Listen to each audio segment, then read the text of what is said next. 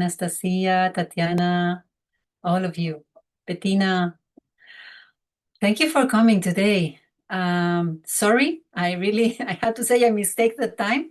I thought it was 7:30. I don't know what it had in my mind. So here I am, a little late. Sorry for that, just about 2 minutes. But I would love to be here in advance, prepare for you.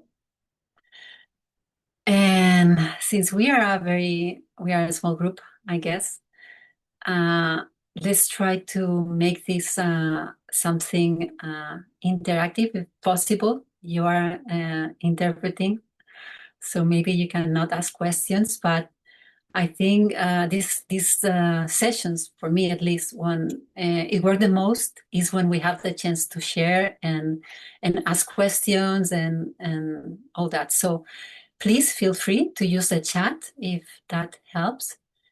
And I'm happy to answer any question and to make this a little more participative, if that's the word, or not that made in up, making it up.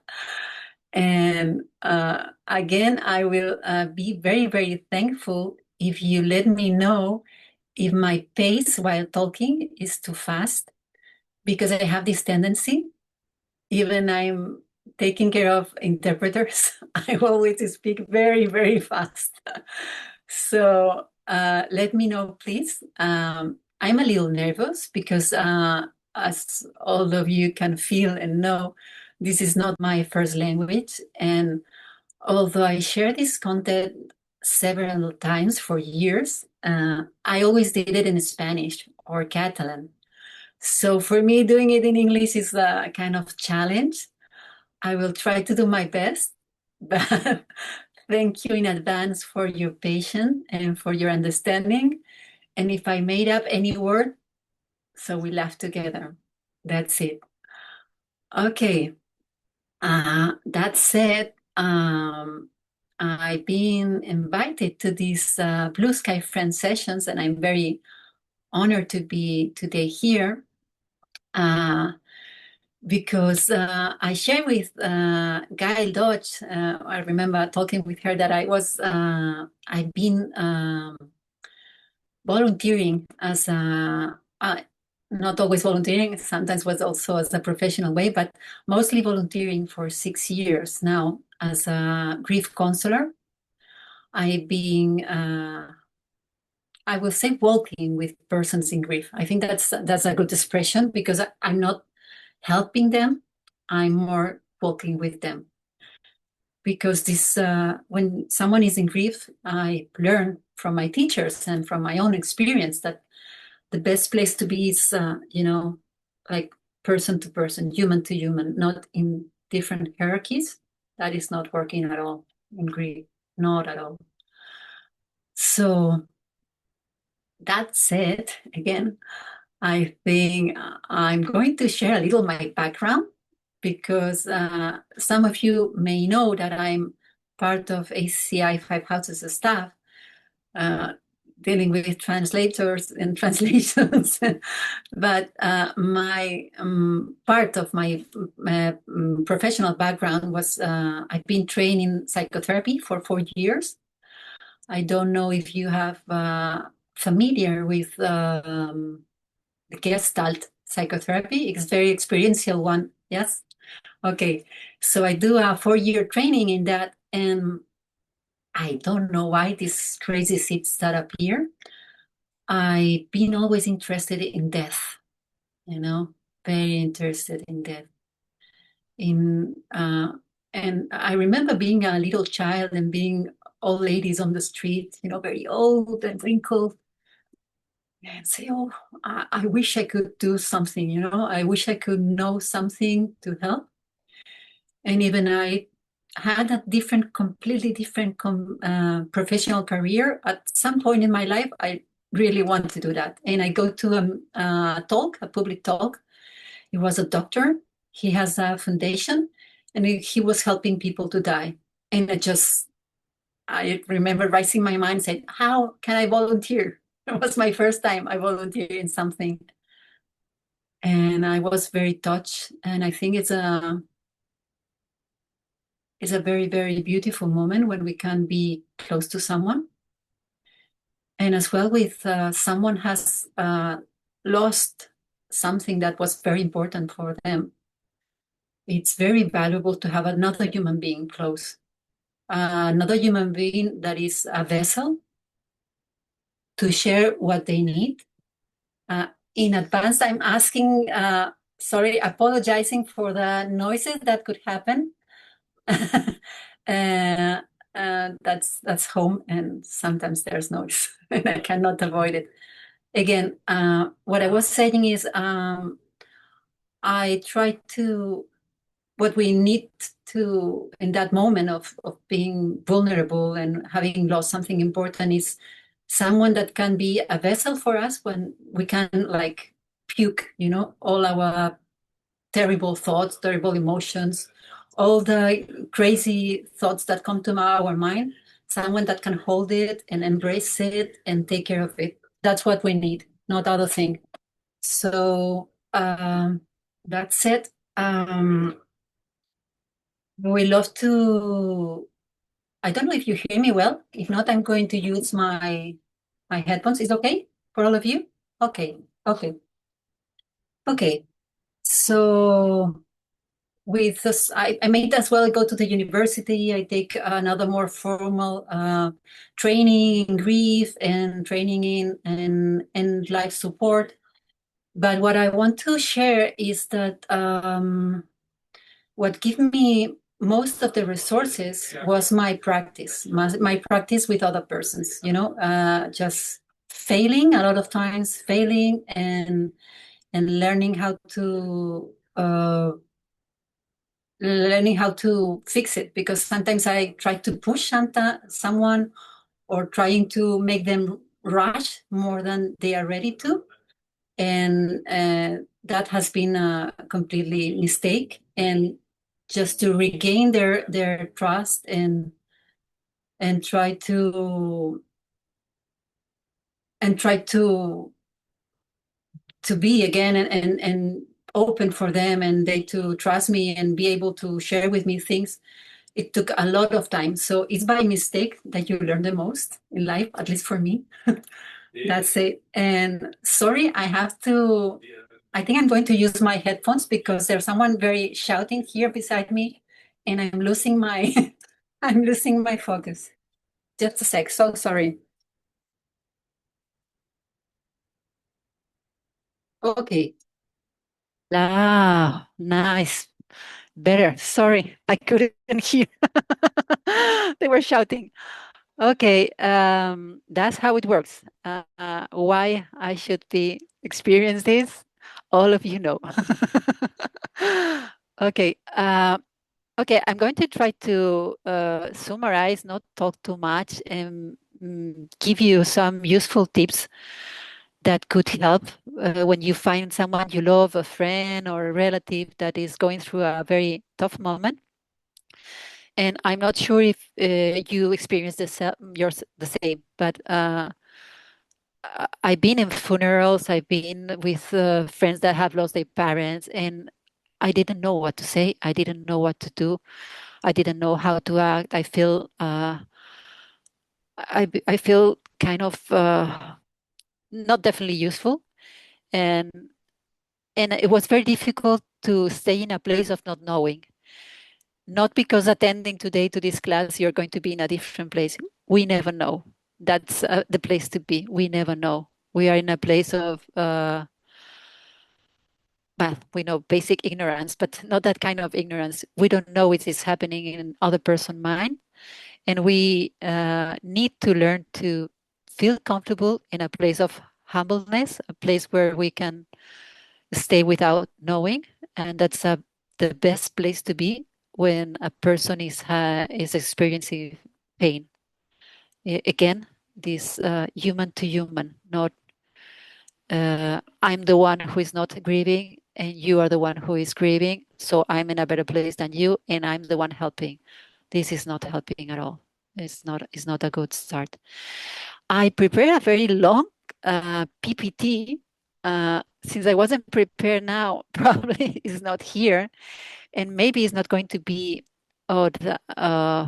very useful, but I'm going to try to use it from time to time uh, to point out the most like basic issues or topics that I won't want to lose. And since I'm normally talking and talking, and I can lose my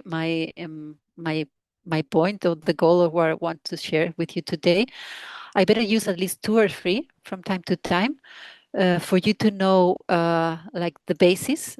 You probably already have this have shared this content with Anjali in previous sessions, but just to be sure that we are starting from the same point, I would like to share with you what I consider what is grief. That is something that all of us, we have heard several times, but sometimes we have kind of, yeah, personal ideas about it. And just open your mind a little about what grief could be. It could help. That's my experience as well. So let me see. Oh, it's not activated. Can I share screen? Can I ask to share screen if it's possible? I sent okay. Just okay. Now again no. Okay, if not, we keep going. Do not worry. That's not important. Uh, what I want to share with you is what is grief. And grief for me, it's related with create a bond, create feel attachment to something. And attachment, I know that has a very bad connotation, especially in the ancient teachings.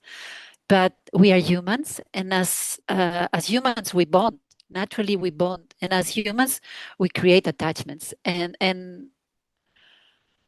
this is part of our human condition. And when we lost that thing that we were born to, we feel pain. That's as well a natural human reaction. And that means that there's so many things we are attached to in life, so many. And normally, when we talk about grief, we think in a person who dies or ourselves dying, losing our body and our life. But grief is much more extensive than this. Grieving is you can lose a relationship. I was in a group for a year of people that were divorced, and I saw so much pain there. There were people completely devastated with anxious and with some kinds of depressions. So we sometimes we use jerkies in grief. Oh no, if there's a grief for for a death, this is must be worse. I mean, that has to be the worst thing, and not always is that the case. Not always a grief because of a death. It's more painful than another kind of griefs. Someone that has lost, for example, his or her leg. This is a huge grief. You have to live without a part of you that gave you an identity, and sometimes it's a lifetime process. So what I want we to start reflecting on is that there's no hierarchies in grief. That what for you could be like the worst thing in earth, for another person it's like something they can move on and experience with kind of ease. So I think that's important because we have a natural tendency to judge. At least I can talk by myself, but I've seen it in so many people, and this is something that when we are in a people that is so vulnerable, and it's like touching something like it's made of cotton wool. If you push too much, they, so you have to be so soft, so careful. And I think that I don't know you, but I'm very sensitive, and I can feel when someone is judging me, and it's natural and it's normal. I'm doing all the time. So I can feel how others doing it all the time, and that's human. But we know we can train ourselves to lower at least our volume of judgment, and that's important. It's important thing to train during grief. I'm going to try again if I can share screen. Yes, I can. Thank you so much. Okay, I'm going to share some of them, uh, not just to follow them all of them, but just to uh, have something to just to try to remember the most important things. I'm not going to present them in a very, very nice and I'm not a tech person. The all of you know probably already, but I'm going to try what I think is the most important for you to remember. Can you see it, even if it's like kind of Gina probably is helping, but if not, at least you can see the stages of grief, isn't it, on my screen? Yes, good. Okay, this is again something that you probably already know or you already have going through. There's a lot of authors that talk about the grief stages. And being honest, Elizabeth Kubler-Ross is not my favorite one because I think it's not as clear as another authors that I've seen. But I think she's very famous. She was a Swiss psychiatrist that she was sorry living. She died several years ago. She was living in the States and she published a lot of books about end life support and grief. And she, especially through their end of life experience, supporting end of life experience, she realized that there was a pattern, regular pattern that mostly all humans did from different cultures, different ages. And again, we know that we share, as a humans, we share seeds, we share perceptions, as a living kind, as a mankind, especially. And this one should looks like it's a pattern that all of us go through in a grief process. But something important, I think this is useful to know when you are with someone that you love and is going through grief, because sometimes the stages are so clear and are so like shocking that if you do know in advance that this could happen, you are like even a little lost or even scared. But I have to say something important is they are not. I'm going to make up a word. They are not lineal, like that. They do not go one after the other in that order.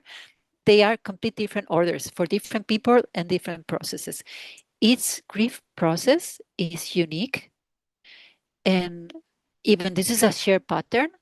Each person experiences in a different way. For example, I must say that, for example, in a grief process due to a death of someone you love, normally denial is the first stage. This is quite usual, especially if the death has not been prepared in advance, and in the sense that has been something that come unexpectedly. In that case, normally there's a long stage of denial, and that could be very frustrating for the people that is around that person, because they cannot process consciously the death yet. They are not ready. I mean, normally it's like a kind of it's a protection mechanism, so they cannot process it. Their emotional state is not ready yet. So there's a lot of denial circumstances and mechanisms happening, and it's a very painful stage, and it's very difficult to be with a person in that stage. Normally here, people don't want to be with someone else. Just you cannot talk at that point. You just to be silent, offer practical help, and that's the most you can do for that person. Not much more. And normally it's in further stages when you can do something, or there's something to share, or the person is more open. But at that point, it's very difficult to be there. I'm not saying that with anger things are easier, because yeah, it's anger is usually the other side of the coin from sadness. There's a lot of people that has not been to be allowed in their systems, in their families, in their nuclear families, has not been allowed to feel sadness, was not proper to cry, was not proper to feel sad, was not proper to feel depressed. So they change sadness for anger, and they are very, very angry with the world. And this is a very difficult stage as well to be with.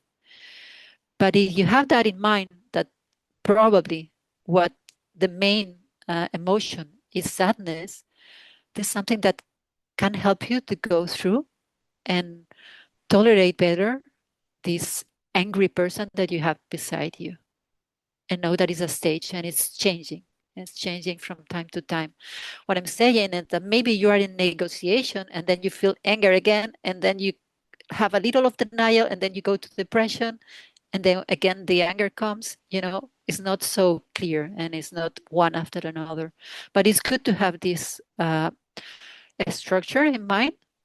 Can give you some hints of what is happening. Negotiation, that is mainly where the person beside you is dying, you know and is suffering. I don't know if you have experienced this or not, but for me, I mean, I, this thought come to my mind: please just make them not suffer anymore. I will do whatever is necessary. I don't know even with whom I was negotiating with. But it was something like, please, if you do something, I will do something. And in this phase, this stage, could and normally this is also for person that is through a cancer, or they themselves have experienced the grief of their own life, and this negotiation stage is longer and stronger than a person that is not losing their own life.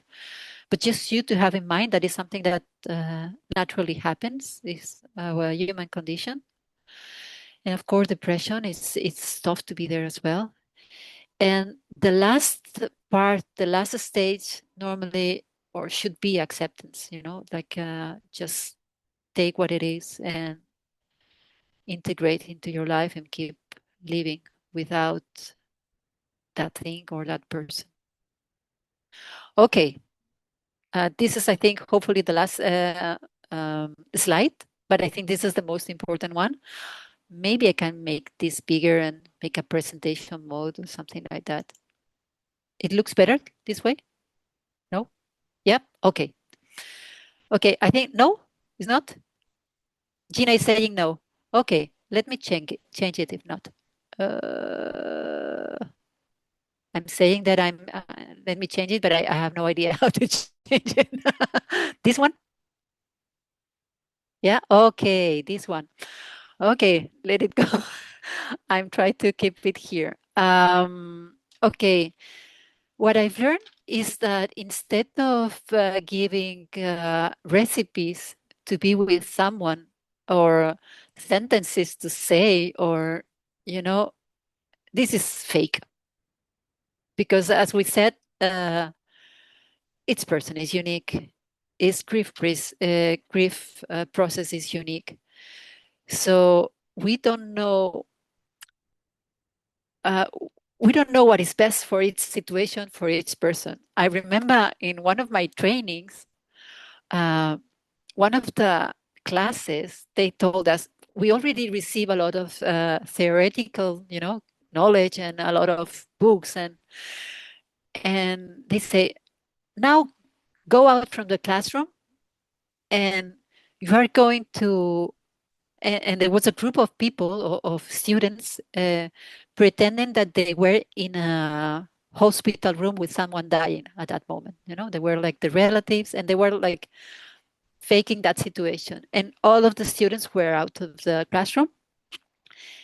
And when was my turn, and I tried to go in and try to use all the theoretical things that I've learned, that I should say, what I should avoid, and all the things that I have learned, I remember they were uh, shifting the roles all the times in such an unexpected ways And I was like, oh, I have no idea what is happening here. All what I have learned, all the theories are completely useless now.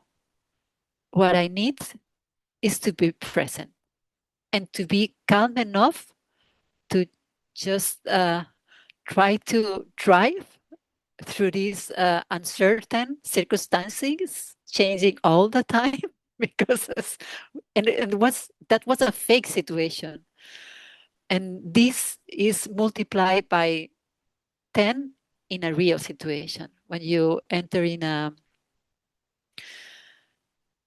room in an hospital where someone is dying, there's a lot of relatives and person having different emotional states with different roles, striking and or shouting, or you never know. Sometimes you are expected, sometimes you are not expected, sometimes you are welcome, sometimes you are not welcome. And what can make you stay and be of any help in that situations is your presence. That's the main thing. And I mean, all of you know, and this audience is easy. It's not as a regular audience when they have no idea what presence mean. But most of us have been meditating for years, and we know the difference in a day when we have our mind scattered, is like fragmented, is like this agitated, and when we are centered and focused and stable, and people can feel the difference. The people can definitely feel the difference, especially in those states when they are energetically more open and more sensitive.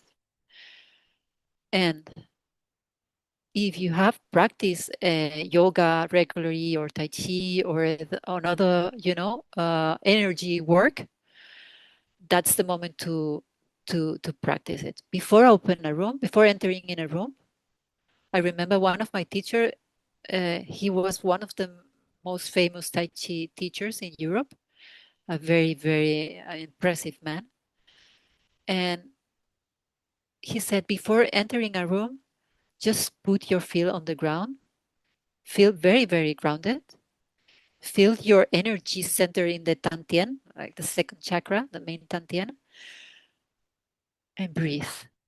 And until you don't feel you are stable enough or centered enough to go into that room, better to not go in, because you're not helping in any way. That said, I've been in this situation several times, and I've lost my center so many times. The thing is, learn to recenter yourself. And each person use their own methods. But for me, breathing works.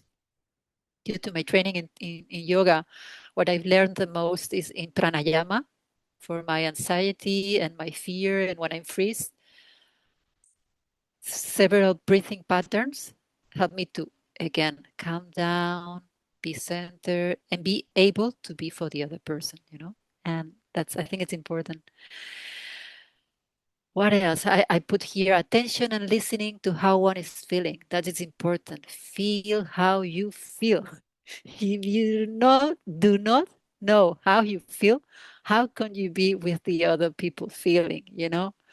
If you're afraid, first of all, you need to know that you're afraid, and that's okay. And accept it, take it, and be there with your fear. That is perfectly fine. But you have to acknowledge it and accept it and be with it. And that's the first step. And from then I would say the second one, we already talked about it. I don't know you, but I'm judging. I'm a very judging person. I can't stop it in my mind. I try to lower down for others and for myself. And I have to say that I have the personal experience that you can lower your judgments. You can lower the level of judgment for sure. Living in my mind 25 years ago was unbearable. I am judging myself and others constantly. Non-stopping judgment was unbearable, really. And I don't know what I did. Probably these ancient teachings have helped a lot as well, and a lot of psychotherapy, a lot, a lot. But now I live much more comfortable in my own mind for me and for others. And I think the others can feel that you are this vessel that can handle, can sustain whatever is bring. You know, what the most embarrassing feeling the other person have, you can get it. You can get it and embrace it and relate to that because you have been there too. And sometimes I feel that being such an awful person is nice at some point because you know that all of us have these. I mean, if someone is judging and say, I can relate to that. If someone is a very shitty person or stingy, I say, oh, I can relate to that. So I think at some point, being honest with one own failures and bad things, it's the best thing to be with someone else, you know, and they can feel it. They can feel it that you can take it because you know about yourself that you're the same at some point or you were in your life in the past. And that's super nice for someone, you know. Just I think this is one of the most important things that the other person needs. Okay, I will try to slow down. Okay, so third, we go to compassion. What can we say about compassion? Not much to say in this audience. All of us, we know what it means, you know, and like the regular definition, try to remove the suffering of someone. Have, but here, what I want to point out, this is a word. This is a beautiful word. And again, I don't know you, but from time to time, I can feel that. I can feel, oh, I really would love to, but most of the time, I forget. So when you have to be a person in a certain schedule in one day that you don't feel like you don't want to spend your day with that person that is complaining and whining, and at that moment you have to know how to bring this feeling of compassion in you. And this is personal for each of us. We know how to develop bodhicitta. We have this 7 steps method, but it's I think at least for me it's something very personal, and I think for each of us is going to be a different thing. And it's important just to know what brings you that feeling. Uh, Sometimes for me it helps. Imagine my mom. Not now. She's old, but she's still quite a strong woman. But I can imagine her like a very, very, I don't know, like my image is like a raisin, very, very wrinkled, very, very small, in a moment in their life when probably, hopefully, she will get to that point that she will be very, very weak and very, very small, and I have to just bring my mom to bed, and I can just bring in this feeling of taking care of my mom in that stage that brings a huge compassion, and my heart opens wide open like this, and I can feel compassion for someone else that I'm not relating so closely and I cannot tolerate so easily. But just bringing a feeling of compassion at that moment opens my heart. I don't know if that will work for you, but find your own one. But you have to train yourself in how to bring compassion in the moments you're not feeling it naturally.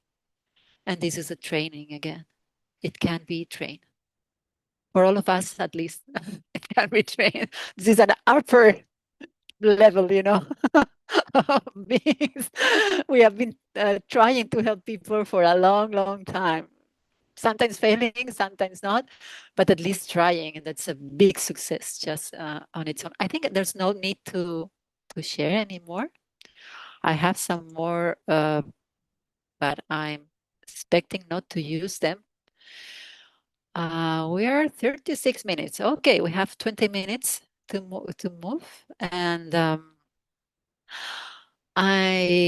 not sure if all these three attitudes are more or less clear for all of you.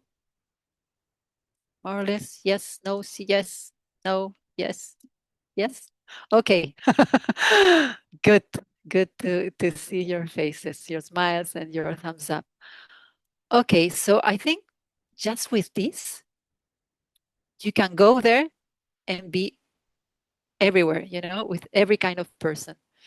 But this, of course, is not just something, it's a training. You already train in those three attitudes. So it's a big thing that you already have, and it's going to be of help for the rest of beings, especially when they're facing a moment of very, very strong pain. But I'm going to try to give you like very short advices that just to review, something that hopefully in the future, if you face that situation, some old sentence, something that we share today, it could appear and say, oh, I remember that class, well, 3 years ago, someone told me that. Okay, let's try if it works and experience by yourself, of course.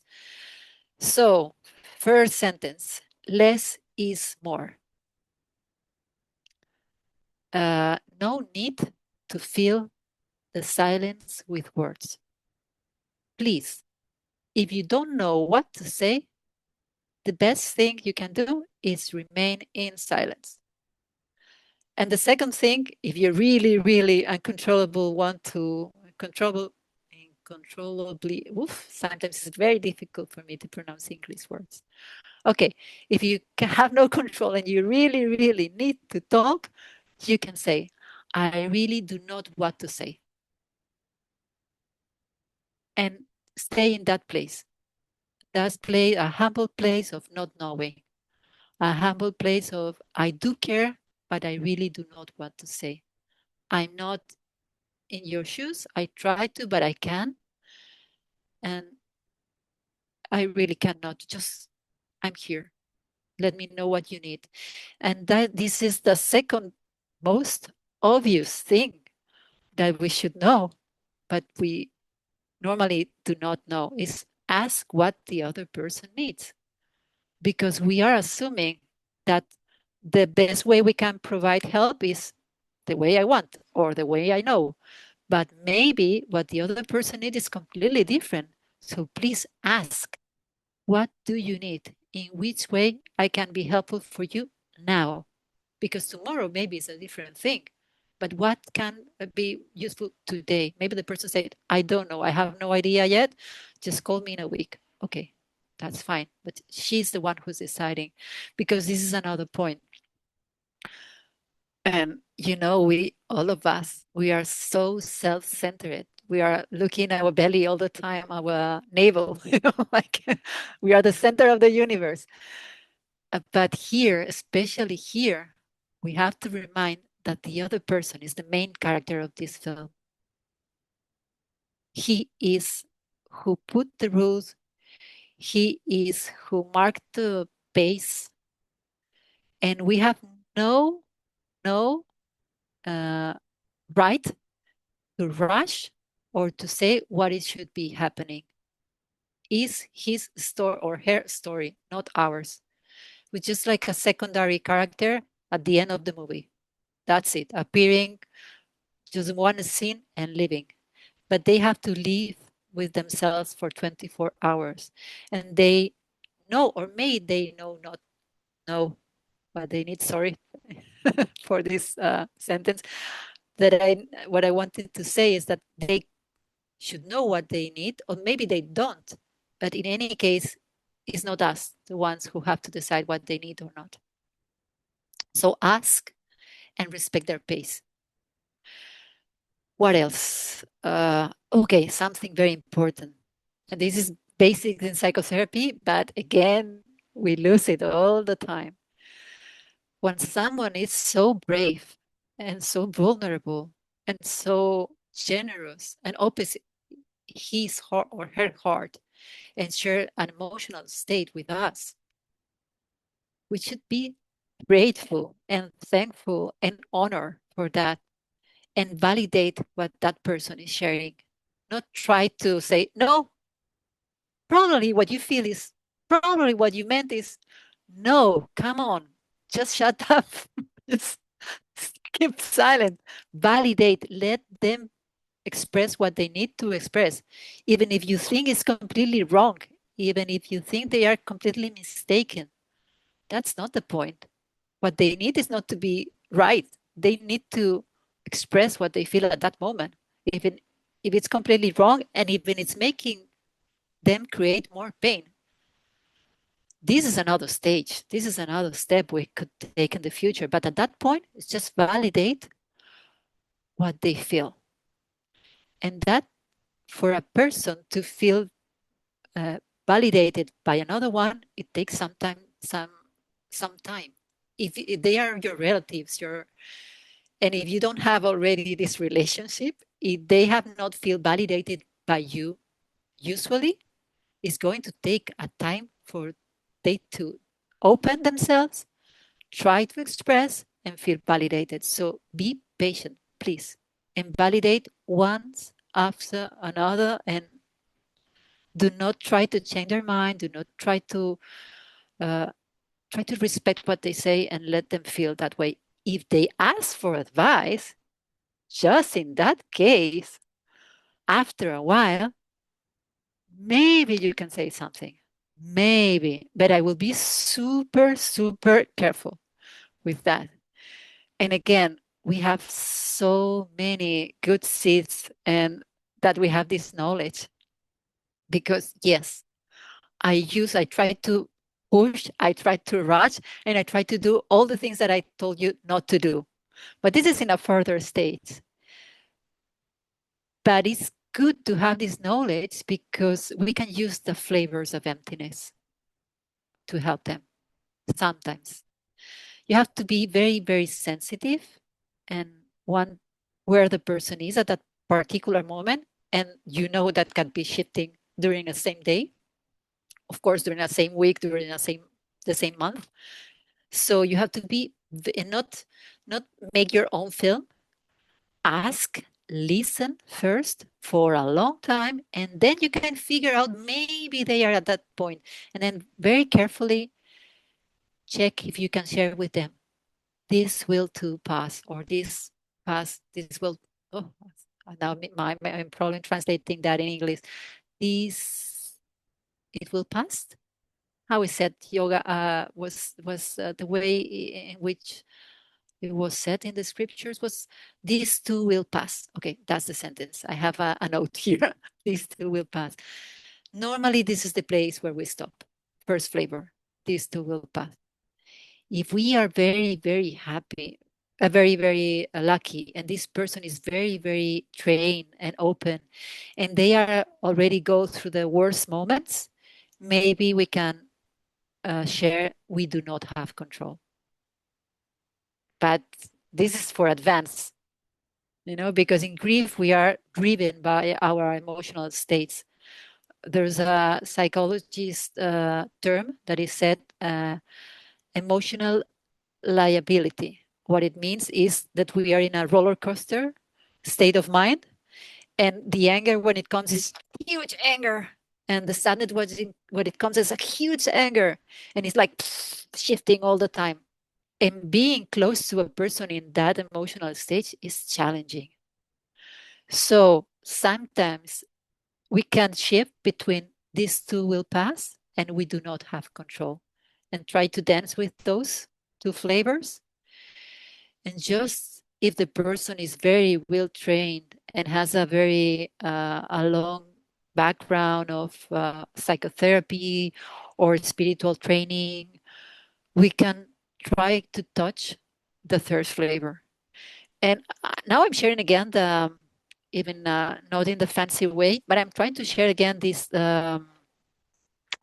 yeah, because I like the way I present the third flavor.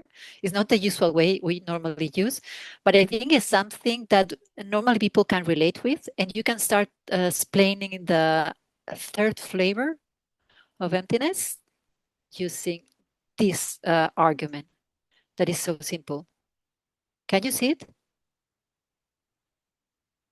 Okay, it's the backpack. I can make it bigger, but I'm going just to stop sharing very, very right now. Each us carries a unique accumulation of experience that affects our perception of what we live through. I think it's so obvious, but these start making them to understand that the person that is beside them has the same different backup, different oh, I forgot the word, different backpack. I've got another word, different backpack. And each of us see the world with different lens, different colors. And this is a very, very good reminder because it links with the first flavor of emptiness. These two will pass. You today have this backup, have this lens, could be very gray ones, and you see a gray world, but tomorrow you will perceive the world differently, for sure. Even if it's a little different, it's a different gray shade. It's still great, but it's a little, you know, clear gray, what I say. And this is something that is very easy for people to relate with. And it's something that helps a lot in most of the stages. So I use these three images. This will pass. You have no control, and each one carries a different backpack and different lenses. And these three normally help a lot. I have to say that I faced doing this job. I faced real teachers. Uh, I remember a man who has lost his child in a boat accident. Uh, his son was 20 years old, and he supposedly was not trained in any spiritual path, but he could take responsibility of this accident and see how it was his projection and try to deal with his own words and his own emotions to have peace with that. And that's a very, very spiritual, high spiritual level. So again, that example help us to not judge people just because we think they are not trained, or they are trained, or we think they are a super could be a spiritual teacher, and at that moment they just can't be in first flavor. So again, not assume things, not judge. Try to start for the basic point of we don't know. Be completely humble. Be a human with a human, and that's the most we can do at the same time. I think I'm losing my point, so I'm going to review my notes. I lose them here as well. That's me and my computer. We're not very good friends often, but I think I had something else to say that I want to share with you. Yes, I do have something else to say, and maybe you don't need this. Uh, this is, of course, coming this way, but I remember uh, like walking with people through grief and being afraid in the sense of maybe I will know enough. Maybe they are getting in a complicated grief. Maybe they are getting into a clinical depression state, and I'm not completely aware of it. And um, And I remember asking myself, which will be the signs, the alert signs for me to know that this people needs extra care, extra professional attention, and when I can provide now is not enough. So I think this is also useful to know. Probably you will forget about it, but maybe it remains in your mind. And if you have someone you love, a friend or a relative, and you see that they could be in this point, this is something to take into account. There's particularly there are some signs that give us like a alert that something wrong is happening, a part of the normal grief process that most of humans go through. That's something that could be a a sign that we should pay extra attention, and we should address that person to someone that can give extra help. And I'm not going to to go through all these sign alerts, but it will be endless, and we have just 9 minutes left. But I'm going to try to give you like the basics, start point circumstances that can be generating in a complicated grief. And I think if you already know that this is the starting point for that person, you can be more aware of what we could happen, and be more attentive to any sign of danger. So what's the first one? I mean, if we're talking about a grief process related with a death, someone that it has died, one of the main factor of risk, I will say, is if the person that has died unexpectedly, like in an accident.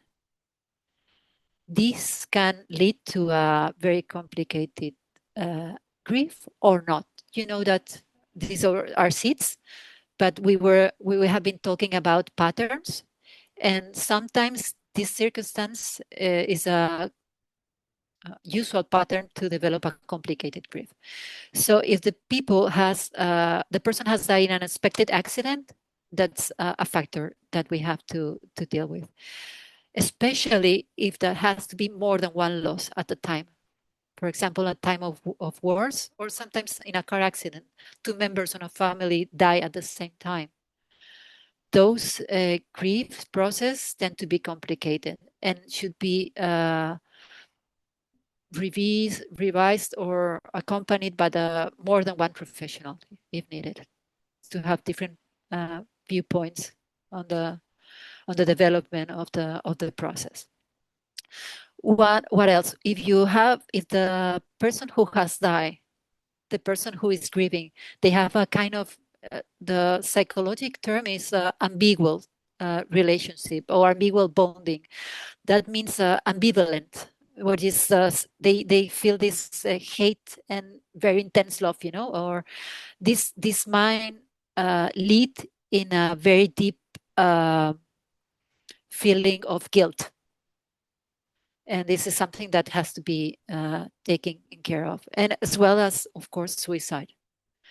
The griefs for suicide are complicated, not always, again, but they have to be taken into very, very conscious care, let's say, because the guilt is one of the emotions more difficult to deal with, and it's very, very strong installed in cases of suicidal. So yes, and then if a person has a previous background of mental problems, like